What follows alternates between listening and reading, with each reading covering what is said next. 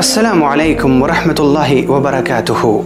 एक सवाल जो बहुत ज़्यादा जहनों में आता है, जो बहुत ज़्यादा पूछा जाता है, एक सवाल जो अक्सर हमारे जहनों में गर्दिश करता है, वो ये कि अल्लाह रब्बुल इज़्ज़त अपने नेक और महबूब बंदों को आज़माता क्यों है, उन्हें आज़माइश में डालता क्यों है। तो ज़रा सोचिए, इस जवाब पर गौर कीजिए, तसल्ली होगी, दिल को सुकून मिलेगा इंशाअल्लाह।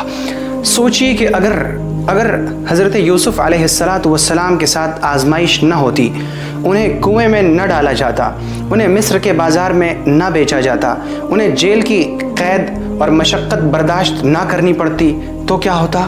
तो ये होता कि वो अपने बाप की गोद में रहते, वहीं पलते, वहीं बढ़ते, वहीं जवान होते।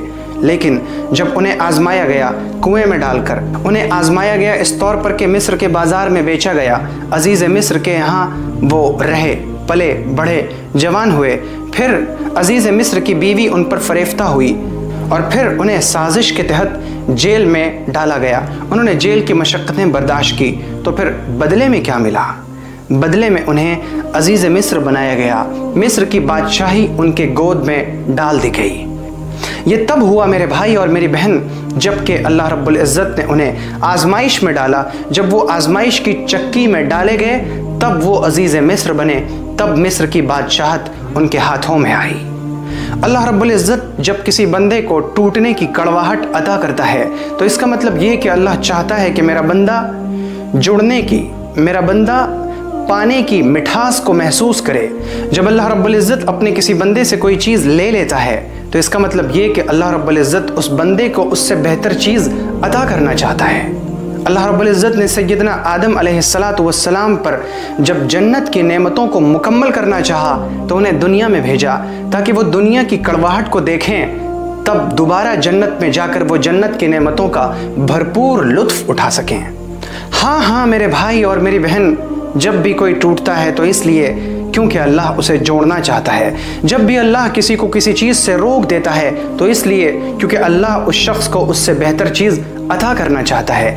जब भी अल्लाह किसी को किसी चीज़ से महरूम कर देता है, तो इसलिए क्योंकि अल्लाह जानता है कि ये चीज़ बहुत छोटी है, ये चीज़ बहुत मामूली है, और मैं अपने बंदे को इससे बेहतर और इससे अच्छी चीज़ अता करने वाला हूँ।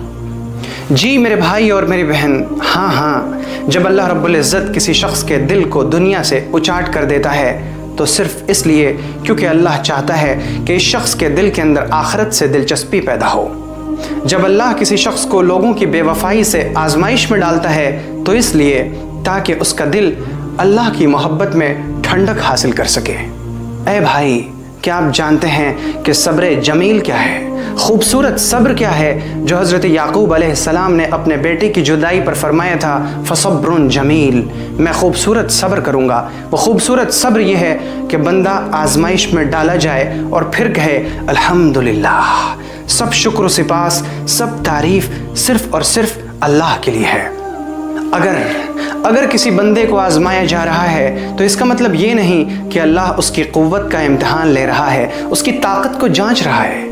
अल्लाह बंदों की ताकत को जांचता नहीं, क्योंकि वख़ुलिक़ल इंसानु ज़ईफ़ा, इंसान तो पैदाइशी ही कमज़ोर है, बल्कि जांचा ये जाता है आज़माइश में डालकर कि ये बंदा अल्लाह की तरफ रुजू कितना करता है, ये अल्लाह की तरफ आता किस कदर है, ये अल्लाह की तरफ झुकता कितना है। अगर मेरे भाई और मेरी बहन आप आज़माइश में हैं, तो घबराएं नहीं, अपने दिल को इत्मीनान दिलाएं।